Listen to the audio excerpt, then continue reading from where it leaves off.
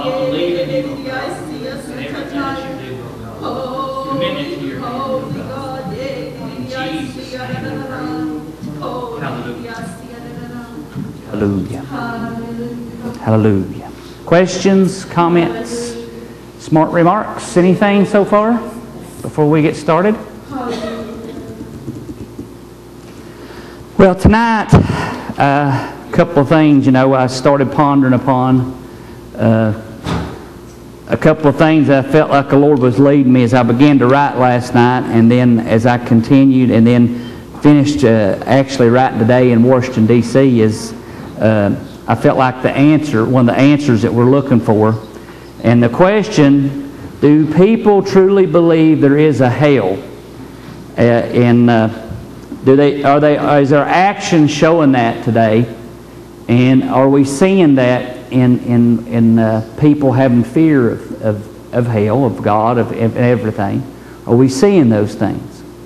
And tonight we'll cover, some things about hell, and then we'll cover some areas where, the Bible tells us how we can regain that fear. How we can regain the fear not of hell, but of God, is most importantly.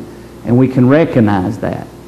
And because, as I look at situations, I just don't think it's there. I really don't. Let me begin with the first paragraph. And once again, I typed quickly. Remember, because I was with that trip to D.C., I look over the spelling errors or misplaced words or whatever. Based on the actions of people in the world and believers, I think we need to be reminded what is in store for anyone that does not make it to heaven. Everyone, believers and non-believers alike, go through everyday life like we have no concerns about judgment, no fear of God. I have preached many funerals, and according to the families and friends, they will meet their loved one in heaven. I have even heard ministers preach at funerals that the person who was dead left a testimony that they made it to heaven, made heaven their home, even though the person that died was living with a man she was not married. Do we truly understand that what it takes to get to heaven, get into heaven? Do we truly understand what hell will be like? And why do we not have any fear of going to hell? And the opening thing, because like I said, I don't know how many funerals I preach, to be honest with you. But, every one of them, you hear the family talking about they'll meet them in heaven. And like I said, me and Kim was talking when I went down and visited with Joyce yesterday, that we went to this one funeral of a lady that passed away. And she had a live-in boyfriend. And her pastor actually said she left a testimony that she made it to heaven.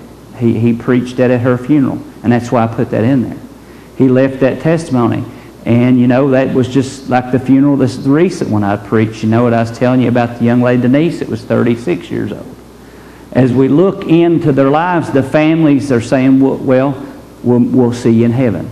We'll see you in heaven. When I have not yet known of one that I preached where any family member said, they went to hell. That they didn't make it. And I know that they need an encouragement. And I'm not trying to say they need discouragement.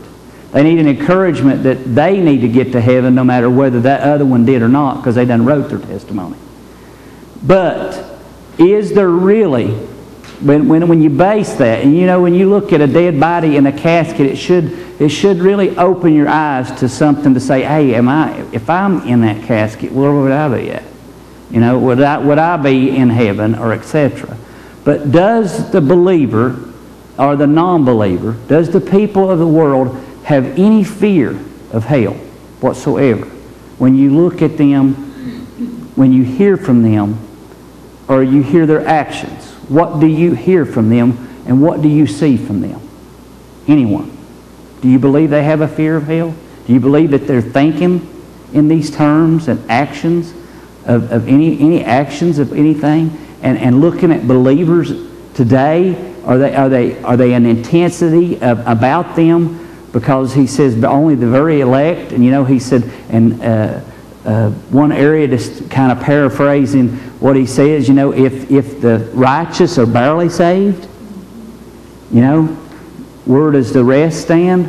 So, and then, in one area we'll cover, it says, broad is the way, and many will go that way, but narrow and straight, and few find that way.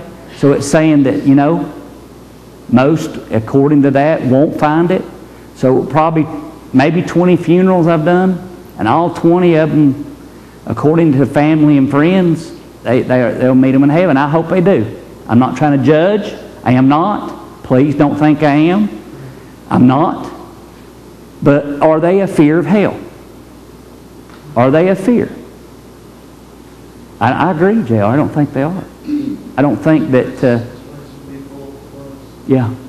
And us, I think, as believers would have... Yeah, we would have... But it's one of the areas we'll try to zip through this first part a little quickly, because it just really, a lot of it mostly talks about hell and the parts of hell and some of the things that the Scriptures mention it. But I'm concerned that not only no fear of God, but no fear of hell. But in one area, I think maybe I wrote in this, or I was thinking I was going to write it. Like I said, since I've been up since 2, some of it kind of run together. If we're going to believe that there's a heaven, then we got to believe there's a hell too. Okay? If we're going to believe God can heal, then we got to believe there's a hell. If we're going to believe God is God, then we got to believe there's a hell. If we're going to believe all the rest of it, then we just can't cast out what we want to cast out. We can't be like the no-hellers, saying, that this is it, and pull that one Scripture. I don't know. I've never got to really sit down and talk to them about what they do with the rest of the Scriptures and who are they for. But I know that they pull out the one Scripture where it said Jesus paid for all sin, and they say everybody can do whatever they want to. I know that that's their testimony. I heard them preach it. But, what do they do with the rest of the Bible? I would like to know. I don't know. Because the rest of it kind of warns you, and tells you how to live your life and all, etc., and etc. Because I believe even Jessica said, what was it, 300, or about 350 warnings in 27 chapters. So if 20, whatever it was, 27-mile road, you had 350 some warning signs. Wouldn't you say, wait a minute, I need to turn around? So that's one of the areas we really want to look at, that we need to really be, as one of the areas we need to be working on ourselves. We need to be getting ourselves ready, and do we really have that fear of hell? Do we have that fear of God? Do we have those things? And if we don't, then we need to be working on it. Anyone so far? Agree, disagree, yes, no, maybe? Not everyone will enter into heaven, as we said. Must do will of the Father, be without spot or blemish. The 2 Scriptures we'll use, Ephesians 5:27. That He might present to Him a glorious church, not having spot or wrinkle or any such thing, but that it should be holy and without blemish. Matthew 7:20-23. Wherefore by their fruits ye shall know them. Not everyone that saith unto me, Lord, Lord, shall enter into the kingdom of heaven, but he that doth the will of my Father which is in heaven. Many will say to me on that day, Lord, Lord, have I not prophesied in thy name? And in thy name have cast out devils, and in thy name done many wondrous works. And then will I profess them, I never knew you. Depart from me, ye that work iniquity. And iniquity, as we said, Greek, a condition that is without law, because ignorant of, because of violating it, contempt of violation of the law, iniquity and wickedness, wickedness. And that's the Greek of iniquity. So a church to enter into heaven, he says right here, it will be without spot, blemish, wrinkle. It will have none of those things. It will be a glorious church. And it will be those who do the will of the Father. That's what he says right here.